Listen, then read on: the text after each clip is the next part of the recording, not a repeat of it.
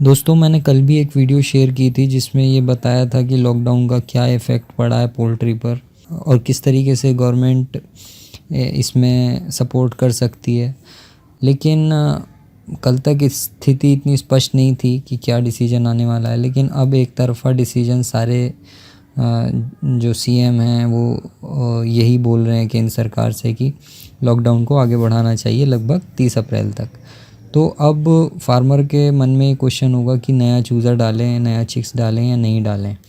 अगर सारी कंडीशंस को देखें तो हमें ये पता है कि जो आउटब्रेक है वो अभी चल रहा है। नए केसेस रेगुलर आ रहे हैं ऑलमोस्ट हर एक स्टेट में। कुछ स्टेट्स में कम है, कुछ में ज़्यादा हैं। तो जितने भी स्टेट्स थे उन्होंने सजेस्ट किया पीएम मोदी को कि लॉकडाउन को आप आगे बढ़ा दीजिए, क्योंकि जो हेल्थ है या मेडिकल डिपार्टमेंट है वो स्टेट गवर्नमेंट के अंडर आता है। तो ये रिस्पॉन्सिबिलिटी मेनली स्टेट्स की है जिसमें केंद्र हेल्प करता है। तो लेकिन पीएम मोदी ने एक स्लोगन दिया और कहा कि जान भी जहान भी, जिसमें ये एक बात सामने निकल कर आई कि गवर्नमेंट जो है, सेंट्रल गवर्नमेंट इकोनॉमी को रीस्टार्ट करने में इच्छुक है। मतलब वो चाहते हैं कि हम बचाव भी करते रहें साथ साथ, लेकिन इकोनॉमी पे भी इतना धक्का ना पड़े, क्योंकि अगर ये सब चीज़ें बिल्कुल बंद हो जाएंगी तो बहुत मुश्किल होगा आने वाला वक्त। बीमारी को तो हम कंट्रोल कर लेंगे, लेकिन जो इससे नुकसान होगा, जो तबाही मचेगी इकोनॉमी में, उसे भी गवर्नमेंट को देखना है। लेकिन एक बात श्योर है कि जो दूसरा फ़ेज़ आने वाला है लॉकडाउन का, जो अब शुरू होगा या हो चुका है दूसरा फ़ेज़, क्योंकि एग्री हो गए हैं सब लॉकडाउन को बढ़ाने में, तो ये ज़्यादा स्ट्रिक्ट होगा, ये ज़्यादा सख्त होगा लोगों के लिए। क्योंकि इसके बाद गवर्नमेंट्स के पास और मौका नहीं होगा। इसके बाद बढ़ाना बहुत ही मुश्किल है, इकोनॉमिकली फ़ीज़ेबल भी नहीं होगा। और दूसरा ये है कि लोगों तक वो फैसिलिटीज़ पहुंचाना, सप्लाई चेन को बरकरार रखना भी बहुत मुश्किल हो जाएगा। तो इन्हें जो कुछ भी करना है वो इसी फ़ेज़ में करना है। और पिछले लॉकडाउन से गवर्नमेंट्स ने सीखा भी है कि किस तरीके से इसे इम्प्लीमेंट कराया जाता है। और ऐसा नहीं है कि जहाँ जहाँ सील किया गया और स्ट्रिक्टली लॉकडाउन फॉलो किया गया वहाँ पर केसेस ज़ीरो भी हुए हैं। जैसे भीलवाड़ा का केस है या दिलशाद गार्डन दिल्ली है, ऐसी और भी जगहें हैं। लखनऊ में भी बहुत टाइम से कोई केस नहीं आया है और उम्मीद है इंशाल्लाह आगे भी नहीं आए। तो गवर्नमेंट्स हर वो काम करेंगी इस बीमारी को रोकने के लिए, चाहे उन्हें कितना भी स्ट्रिक्ट इसमें सख्त कदम उठाने पड़े। तो ऐसे में नया फ्लॉक हम डालें, उसका कन्फ्यूज़न हर एक माइंड में, हर एक फार्मर के दिमाग में होगा।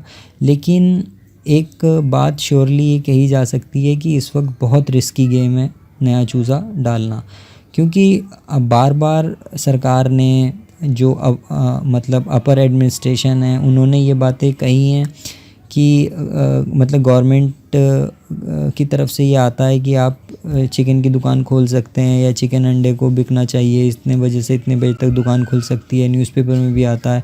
लेकिन जो लोकल प्रशासन है, जो लोकल एडमिनिस्ट्रेशन होता है, वो इसमें रिलक्टेंट नज़र आता है। वो ये मीट शॉप्स वगैरह खुलने नहीं देता है। सप्लाई में दिक्कत आती है, फीड सप्लाई नहीं हो पाता है, मुर्गे की सप्लाई कठिन होती है।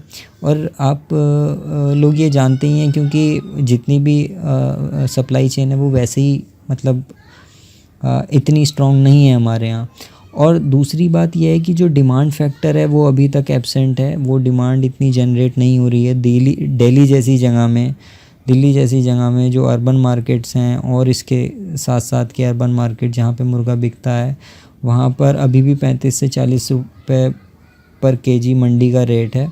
जबकि व्हीकल काउंट जो गाड़ियाँ हैं दिल्ली में अगर देखें तो लगभग 125 गाड़ियाँ एवरेज आती हैं और मुर्गा 65 से 70 रुपये बिकता है। अगर गाड़ी 100 के नीचे हो जाती हैं गाड़ियों का नंबर, तो मुर्गे की कीमत 80-90-100 रुपये तक चली जाती है। तो ये बात ध्यान में रखने वाली बात है कि गाड़ियाँ अभी भी कम आ रही हैं, लेकिन फिर भी रेट इतना कम है। इसका मतलब डिमांड बिल्कुल एब्सेंट है।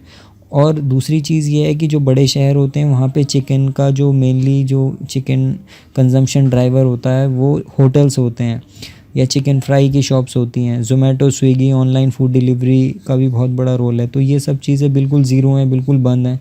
तो डिमांड अभी लगभग 1 महीना तो रिवाइव नहीं होने वाली है। तो आपको रेट, अगर आप डाल भी लेते हैं तो रेट नहीं मिलेंगे आपको। फीड मिल्स वर्क नहीं कर रही हैं पूरी कैपेसिटी पे, और सिर्फ जब ही फीड दिया जा रहा है जब आप उन्हें एडवांस पेमेंट करेंगे। और फीड की डिलीवरी भी रिस्की है कि हो पाए टाइम से नहीं हो पाए, और वो फीड आपको कैसा बना के दें इस समय में, तो वो भी एक मैटर है कि FCR आपका कैसा आएगा, तो वो मुर्गा वैसे महंगा ना पड़ जाए आपको। तो और जितने ब्रीडर्स हैं उन्होंने अपनी हैच डेट पोस्टपोन किए हुए हैं, ज़्यादातर लोगों ने बिल्कुल प्रोडक्शन को हाल्ट कर दिया है, ज़ीरो पे ले आए हैं।